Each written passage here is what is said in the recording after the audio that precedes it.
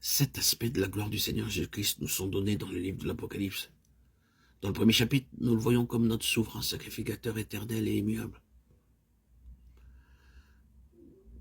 Nous pouvons nous étendre sur chaque détail, ses cheveux, son visage, ses yeux, sa bouche, ses mains, ses pieds, ses vêtements et sa ceinture. Nous pourrions alors seulement commencer à connaître et comprendre sa grandeur.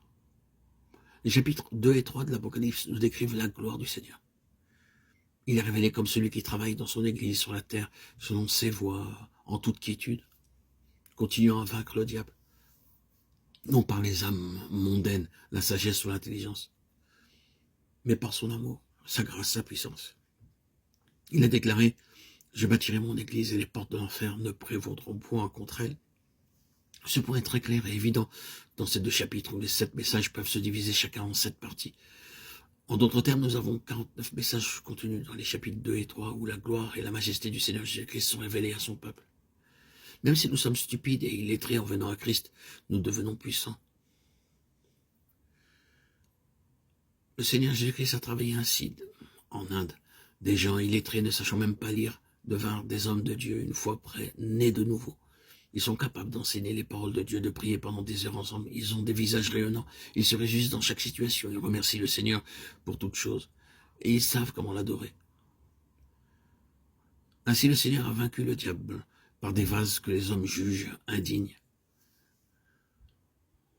Lorsque les hommes deviennent ses partenaires, ses co-ouvriers, il peut vaincre le diable. Les chapitres 4 et 5 donnent un aperçu du Seigneur Jésus-Christ dans son Église céleste à laquelle nous aurons part lorsque nous serons au ciel. Nous serons de ceux qui l'auront vu accompagner et qui, dès ici-bas, auront été ses partenaires actifs. Les chapitres 6 et 19 nous rapportent la gloire des jugements du Seigneur. Sur terre, nous pouvons être très stupides, mais les jours de sa venue, nous serons ses partenaires dans le jugement, comme l'affirme l'Écriture dans 1 Corinthiens 6, 3. Ne savez-vous pas que nous jugerons les anges et nous ne jugerions pas à plus forte raison les choses de cette vie? La première partie du chapitre 20 nous mentionne la description de la gloire du millénium sur la terre. Lorsqu'il reviendra sur la terre pour régner, après avoir jugé ses ennemis, nous deviendrons de vrais rois et des sacrificateurs sur la terre.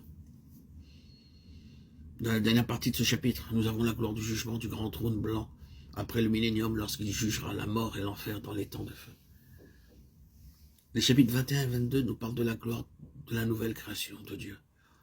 Lorsque nous verrons la véritable gloire de Dieu, comme lui-même le déclare au chapitre 21, verset 5, « Voici, je fais toutes choses nouvelles. » De même qu'au verset 23, « La ville n'a besoin ni du soleil, ni de la lune pour l'éclairer, car la gloire de Dieu l'éclaire, et l'agneau est son flambeau.